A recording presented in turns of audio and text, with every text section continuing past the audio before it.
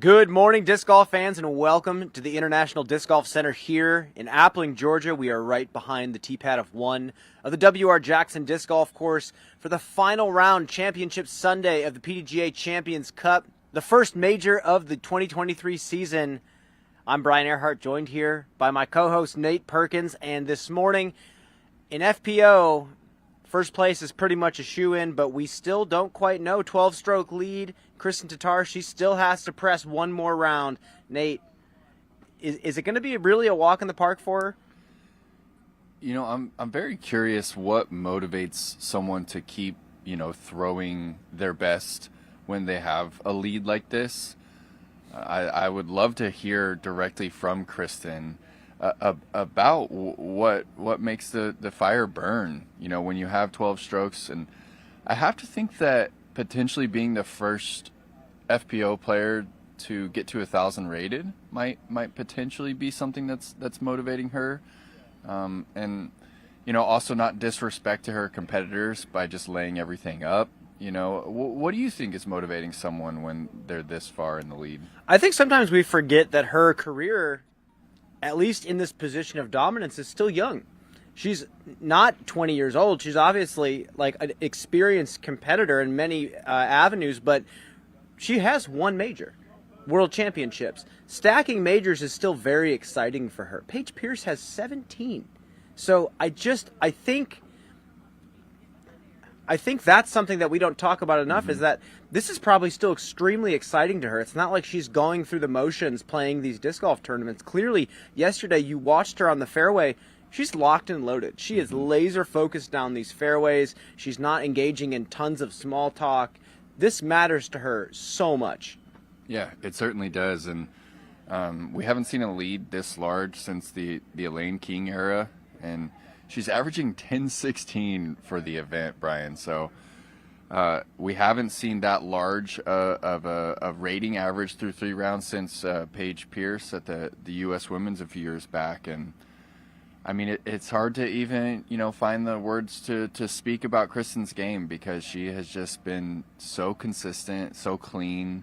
I think she's used 4 molds off the tee, Brian. She's throwing these flat drive shots, and her forehand is in prime shape right now, and her pure putting game from Circle 1 is, she's averaging 92% for the event. So, well, she's setting a brand new bar for the division, and with any player that's making a cultural impact in regards to gameplay, there's always a younger generation watching and trying to emulate what Kristin is doing. We saw this with Paul McBeth and Paige Pierce when they were having their serious runs of dominance.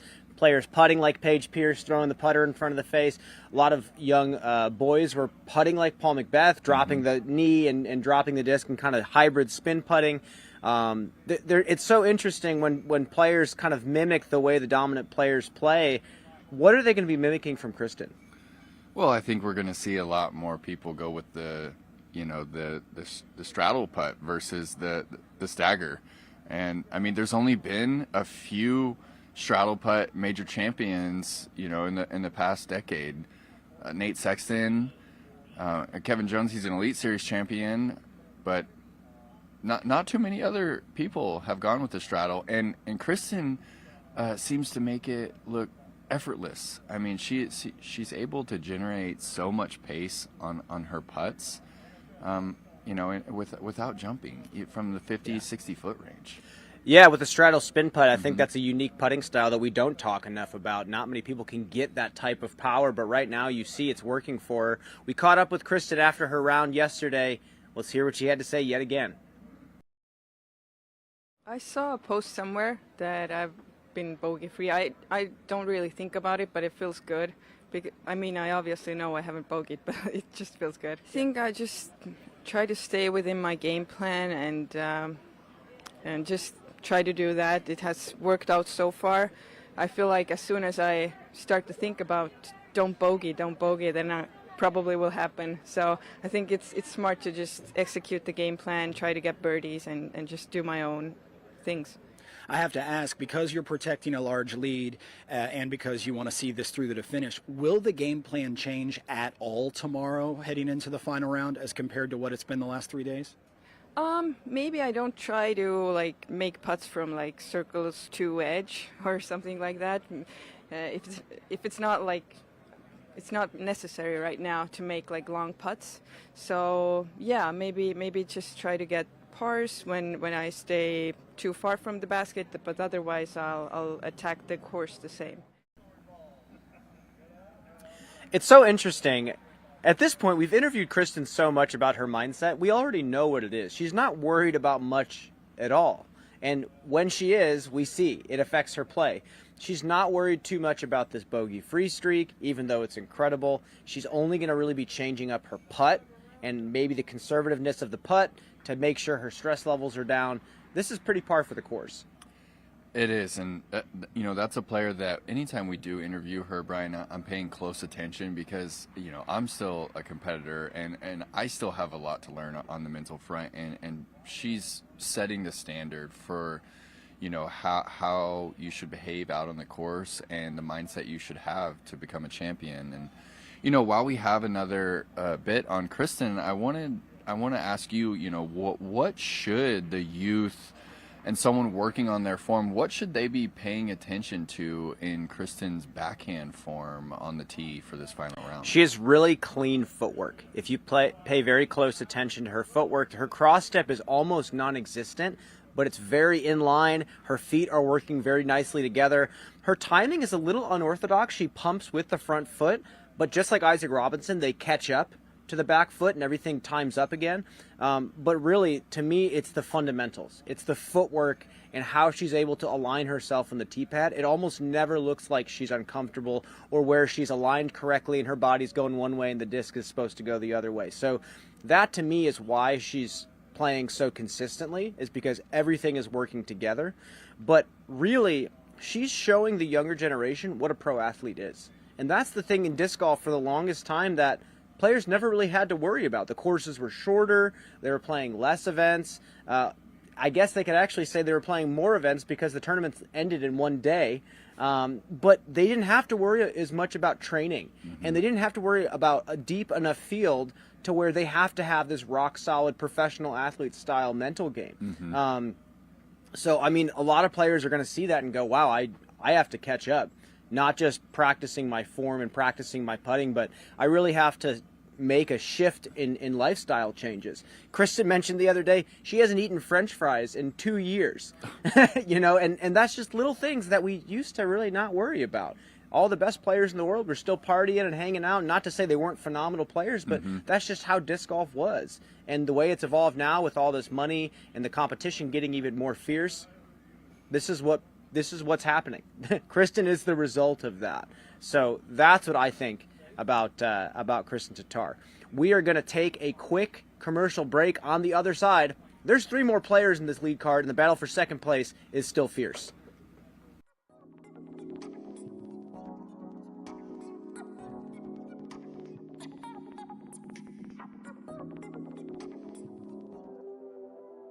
A lot of people say that Ed was the father of disc golf. Well, that's true. He did invent the basket. But Ed did another wonderful thing, probably his major accomplishment, was being the first person to realize that we had a sport on our hands, not just a toy. In 1976, Steady Ed Hedrick founded the Professional Disc Golf Association with a dream of turning a flying plastic toy into a global sport. Since then, the PDGA, members, players, event directors, and volunteers have worked to realize that dream. From the very first baskets to courses around the world. And yet, it's only the beginning. We're looking to the horizon with even bigger dreams for tomorrow. Kyle Klein stepping up for the birdie on 18. Your Open champion, Gannon Burr.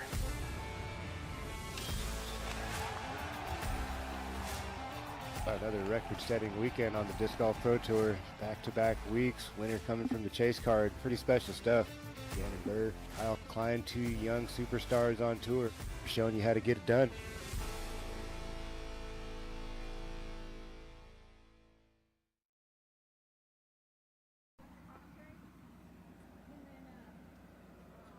I'm so tired. Welcome back.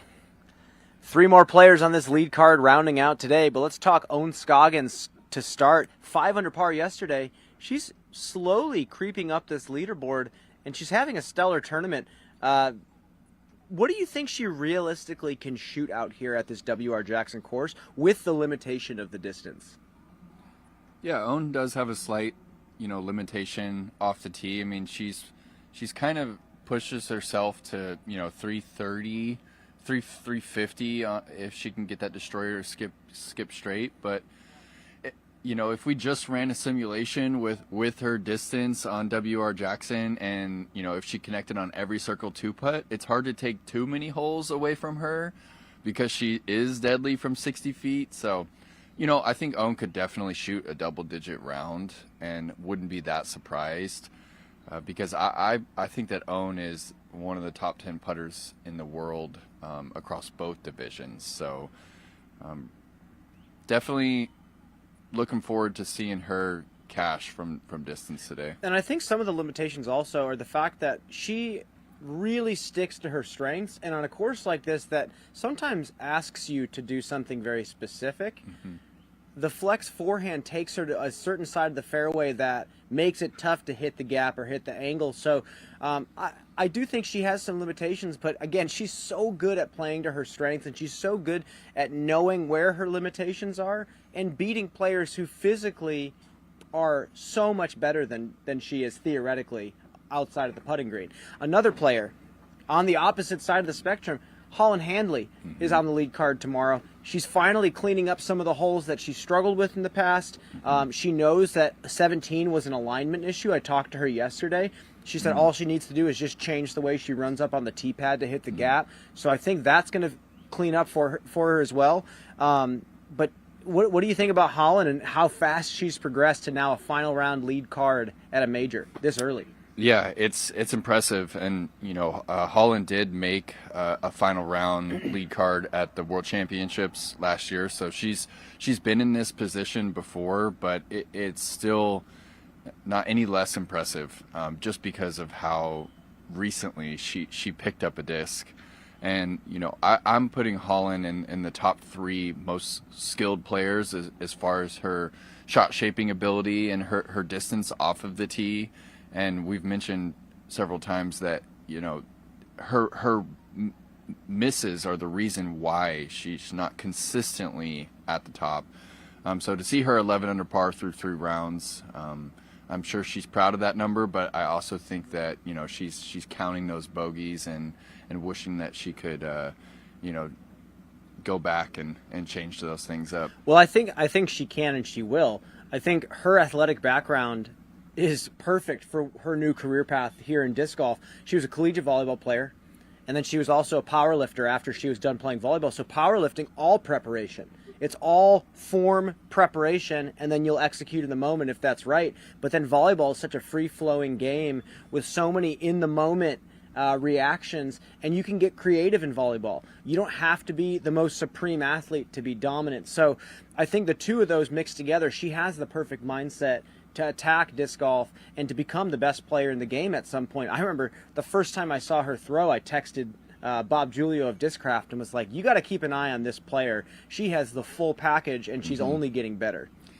Yeah, and I recently spent some time with her, voiced over some post-production, and I wasn't aware how much she pays attention to everybody. I mean, she was able to analyze every player that we were watching very in depth, and she can talk about Kristen's game. She can talk about exactly the things that you're able to key in on with her form, and why she putts the way that she does, and even her mental approach. So she's definitely one of the students of the game, and I'm happy to see her finding success here at the major.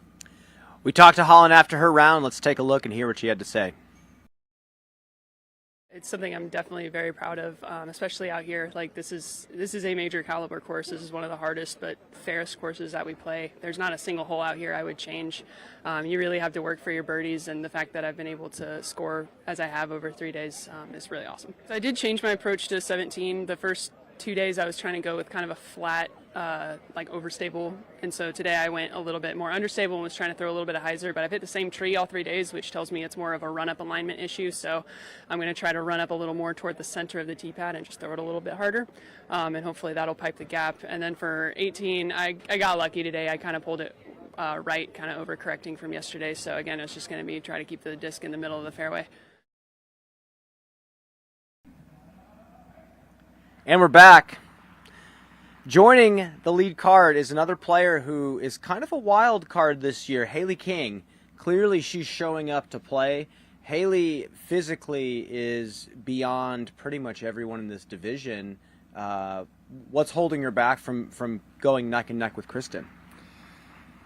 Well, I think Kristen has been able to be in a better mental and physical state. I know that Haley's been dealing with some health issues over the years, and you know, seeing Haley on this lead card in second place right now, it kind of is a reminder of why a major is a major. It is that way because all of the players, they rally all the resources that they have. They know the date, they have it on their calendars, and they're going to try and put themselves in the best physical and mental position to play their best at the major, and that's why it's the hardest title to win, right? So it's to see that Haley hasn't had a great season, and now we see her on her first lead card final round of the year here at the major. It says a lot of where she's at. She still wants this for herself. She still wants to be a champion,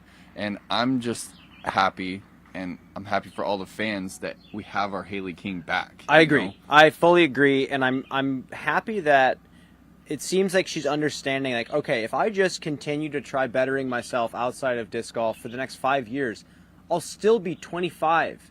I'll still be 26 years old, and I'm still going to be young in my athletic prime. And that's the tough part. We talked about it yesterday. She got so good so fast without anyone telling her what to do. Mm-hmm. And then you get to this spotlight, everyone's looking at you and asking you all these questions, and you don't know what, you know, she knows what she's doing to get good, but there's really not much else there. So I think now she's learning, okay, I have to protect myself against injury if I want to keep my contracts going. I have to keep going to these big tournaments and performing. And I think she's, just like a lot of young players, learning how to be a professional athlete after becoming an incredible disc golfer. Yeah, it's well said, Brian. And you know, one thing that I've noticed is the time that she's taking. It seems like she's collecting herself just a bit longer on the tee pad. I know that in some of her best performances, she was, you know, taking almost no time, but things seem to be changing. Have you noticed a change in her routine? Just by a few seconds. Yeah, she's one of the fastest players easily in the FPO division. But yes, there is some pausing on the tee pad. But then you come to a course like this, and you can tell she knows her game plan. You know, she's very smart. She's very intellectual when it comes to disc golf, and she thinks very deeply about the game. But I think it's the balance that everyone has to find. And James Conrad had put it so beautifully the other day, finding the oneness of being calm, having peace, but then also having a sense of urgency and trying as hard as you can. And I think that's what a lot of players, including Haley King, are trying to find as well. We're going to take a quick commercial break. On the other side, we're going to tease a little MPO action before we jump into our FPO division.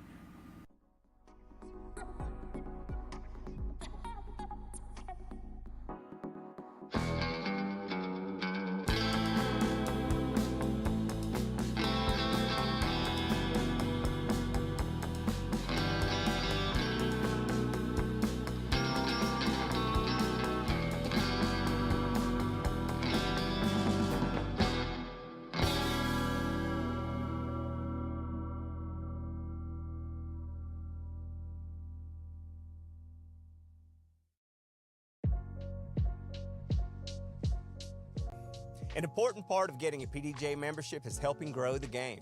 Membership dollars are used to bolster competition of all levels, from local C-tiers to majors.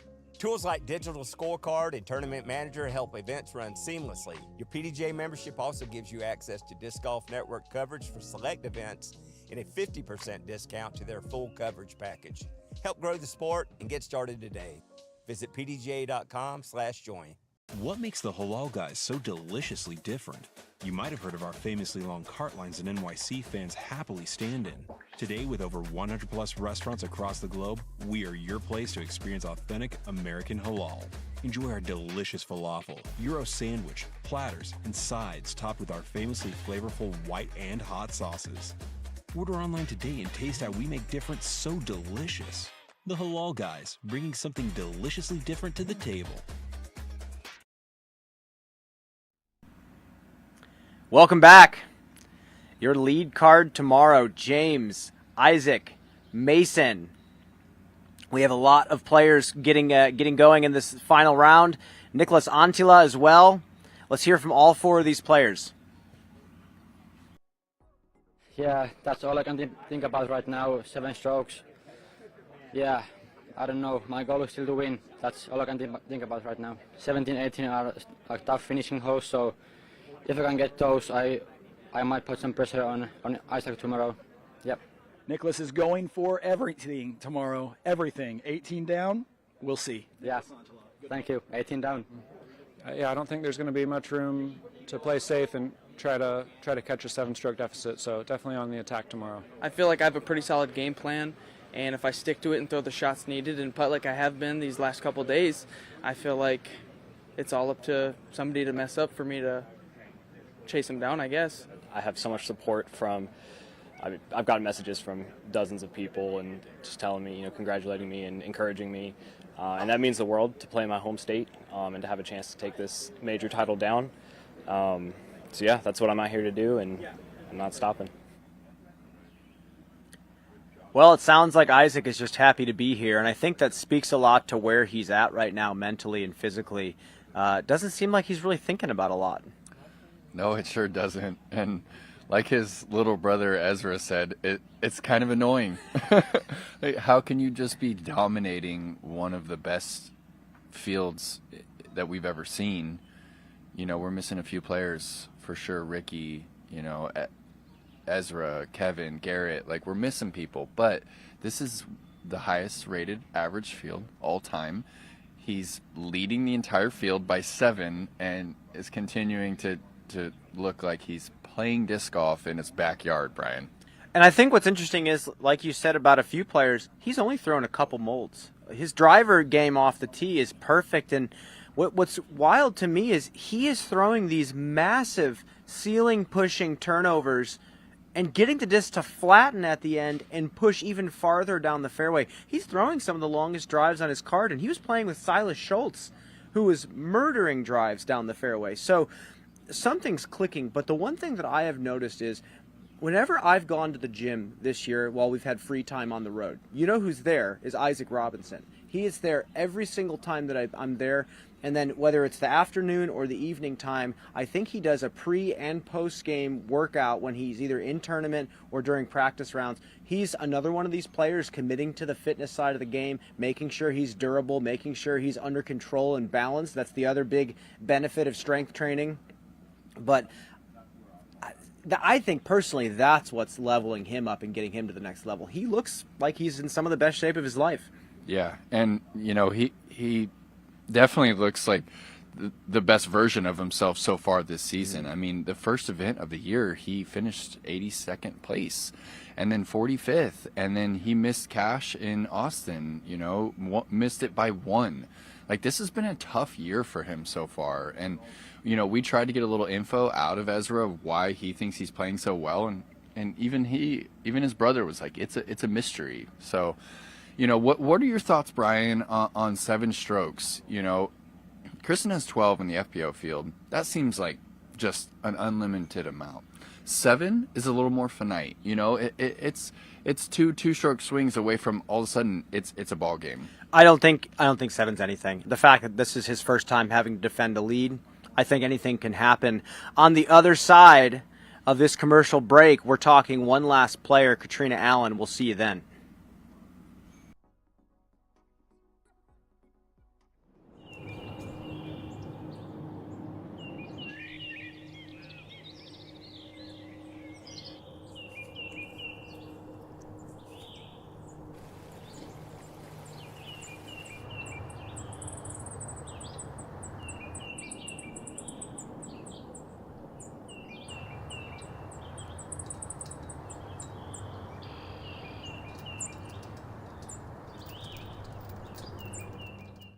On the surface, Ledgestone is one of disc golf's leading retailers, but look a little closer and you'll find a group of motivated individuals providing the best possible service to the disc golf community. So whether you're building a bag, wanting to support your favorite pro, or looking to add to your disc golf wardrobe, choose Ledgestone.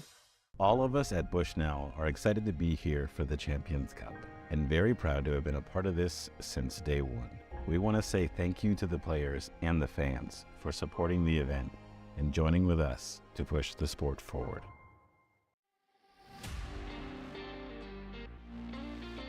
My favorite flavor of Double G Craft Jerky, easy choice, the teriyaki. I love my sweet and I love my salty food. It's a great combination of both. Got to go for the hot boom sauce to give you that extra kick. Probably going to surprise a lot of you guys. My favorite flavor is actually the sexy, sweet, and spicy. I find it to be one of the best jerkies I've ever had. Double G Craft Jerky has been a favorite of mine for years. The unique flavors and delicious taste make it the perfect snack. Every bag of Double G Jerky sold contributes to the Double G Children's Foundation, which helps support youth disc golf. Visit doublegjerky.com and use coupon code DGPT on your order and get a free 1-ounce bag of jerky with your order.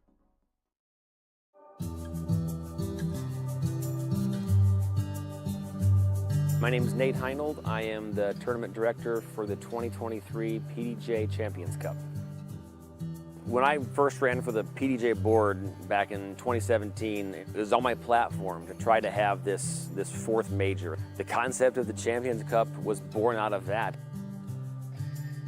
It starts almost a full year before the event. Get the branding set up, get the staff lined up for who's going to be working the event, talk to the local governments in terms of the counties, and to get stuff like barricades and tents and grandstands, get the dates reserved with hotels, make sure we don't conflict with other major events. Throughout this entire process, the course is being worked on. A lot of it simultaneous, different teams working on different things.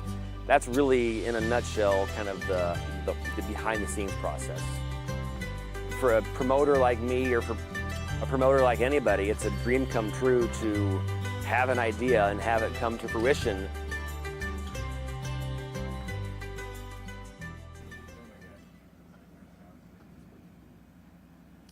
Welcome back.